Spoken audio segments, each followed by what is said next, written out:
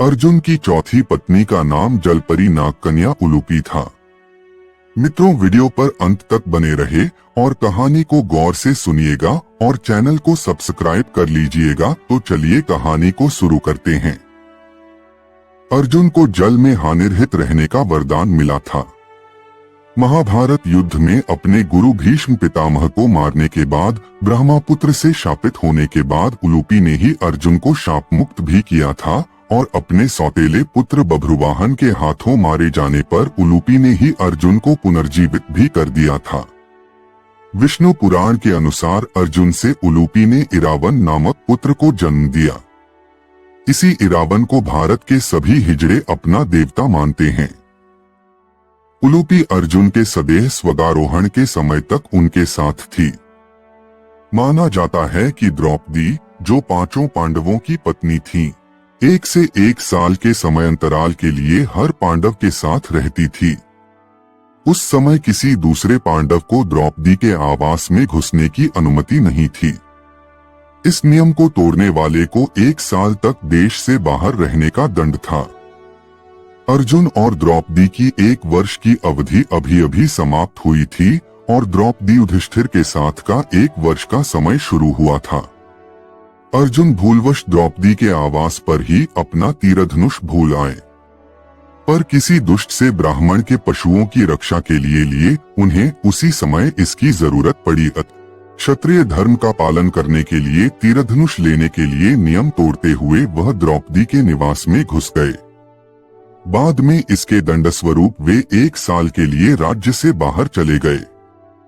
इसी 1 साल के वनवास के दौरान अर्जुन की मुलाकात उलूपी से हुई और वह अर्जुन पर मोहित हो गई। ऐसे में वह उन्हें खींचकर अपने नागलोक में ले गई और उसके अनुरोध करने पर अर्जुन को उससे विवाह करना पड़ा। कहते हैं कि दोनों 1 वर्ष तक साथ रहे। यह भी कहा जाता है कि अर्जुन ने नागराज के घर में ही वह रात्रि व्यतीत की। फिर सूर्योदय होने पर उलूपी के साथ अर्जुन नागलोक से ऊपर को उठे और फिर से हरिद्वार गंगाद्वार में गंगा के तट पर आ पहुँचे। उलूपी उन्हें वहां छोड़कर पुनः अपने घर को लौट गई। जाते समय उसने अर्जुन को यह वर दिया कि आप जल में सर्वत्र अजेय होंगे और सभी जलचर आपके वश में रहेंगे। अर्जुन और नागकन्या उलूपी के मिलन से अर्जुन को एक वीरवार पुत्र मिला जिसका नाम इरावान रखा गया। भीष्म पर्व के 90वें अध्याय में संजय धृतराष्ट्र को इरावान का परिचय देते हुए बताते हैं कि इरावान नागराज कौरव्य की पुत्री उलूपी के गर्भ से अर्जुन द्वारा उत्पन्न किया गया था। नागराज की वह पुत्री उलूपी संतानहीन थी। उसके मनोनीत पति को गरुड़ ने मार डाला था, जिससे वह अत्यंत दीन एवं दयनीय हो रही थी। ऐरावतवंशी कौरव्य नाग ने उसे अर्जुन को अर्पित किया और अर्जुन ने उस नागकन्या को भार्या रूप में ग्रहण किया था। इस प्रकार अर्जुन पुत्र उत्पन्न हुआ था। सब प्रकार से वहीं उसकी रक्षा की गई थी।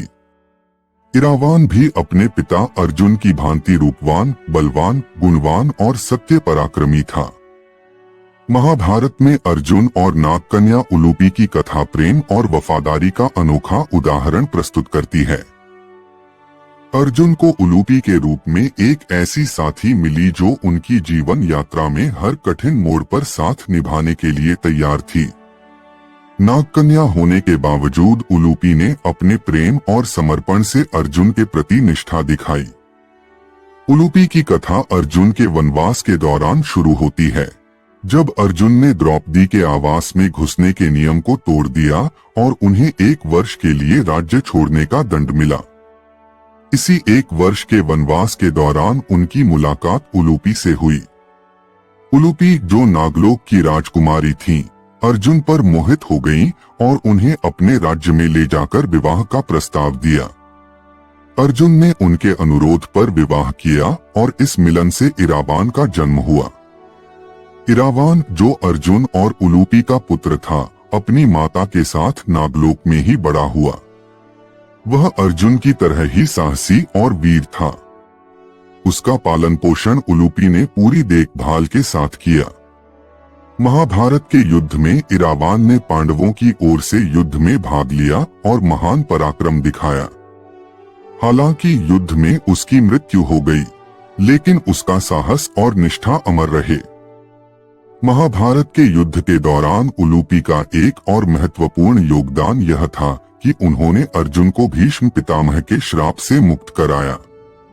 अर्जुन को पितामह भीष्म को मारने के कारण श्राप मिला था कि वह मृत्यु के बाद पुनर्जन्म की स्थिति में रहेंगे, लेकिन उलूपी ने अपनी तंत्र शक्ति और समर्पण से अर्जुन को इस श्राप से मुक्ति दिलाई। अर्जुन के जीवन में उलूपी का योगदान सिर्फ उनके प्रेम और संतान तक सीमित नहीं था। उन्होंने अर्जुन के जीवन को कई बार संवारने और कठिनाइयों से उबारने में भी महत्वपूर्ण भूमिका निभाई।